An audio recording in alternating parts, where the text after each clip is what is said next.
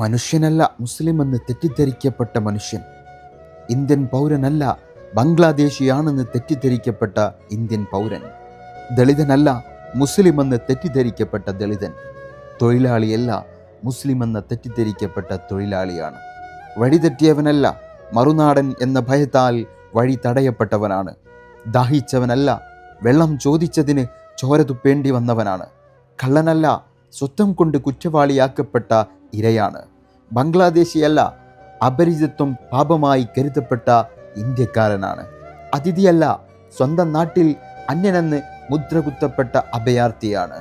മനുഷ്യനല്ല സംശയത്തിൻ്റെ ഇരുട്ടിൽ ആൾക്കൂട്ടം തല്ലിക്കെടുത്തിയ വെറുമൊരു ഉടലാണ്. യാത്രക്കാരനല്ല വിലാസമില്ലാത്തവൻ എന്ന് വിധിക്കപ്പെട്ട് വിചാരണ ചെയ്യപ്പെട്ടവനാണ്. അക്രമിയല്ല മറുഭാഷ സംസാരിച്ചതുകൊണ്ട് മാത്രം കൊലക്കയറിലായവനാണ്. പ്രാർത്ഥിക്കുന്നവനല്ല കൈകൂപ്പി ജീവനായി അപേക്ഷിച്ചിട്ടും കരുണ ലഭിക്കാത്തവനാണ്.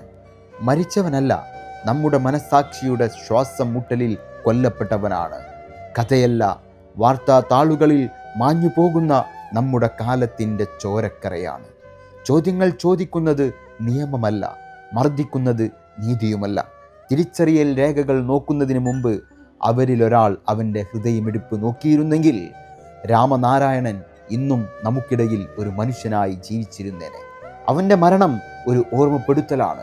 മനുഷ്യത്വം മരവിച്ച ഒരു സമൂഹത്തിൽ ആരും എപ്പോൾ വേണമെങ്കിലും അപരനാക്കപ്പെടാം. അക്രമി സംഘമല്ല ദേശസ്നേഹത്തിൻ്റെ മറവിൽ വിദ്വേഷം വിതയ്ക്കുന്ന RSSകാരനാണ്. സംരക്ഷകനല്ല മനുഷ്യനെ മതവും ജാതിയും നോക്കി വേട്ടയാടുന്ന കാവിക്കൂട്ടമാണ്. അബദ്ധമല്ല ബംഗ്ലാദേശി എന്ന് ആക്രോശിച്ച് നടപ്പാക്കിയ സംഘപരിവാർ അജണ്ടയാണ്.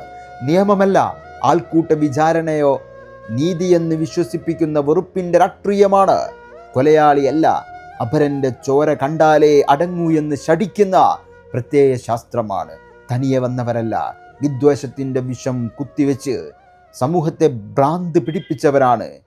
ഇത്രയും ക്രൂരമായി വെറുപ്പിൻ്റെ വർഗീയ വിഷം തുപ്പി ഒരു മനുഷ്യനെ കൊല ചെയ്യാൻ ആൾക്കൂട്ടത്തിനല്ല RSS കൂട്ടത്തിന് മാത്രമേ കഴിയൂ. കൊന്നത് RSS കൂട്ടമാണ്.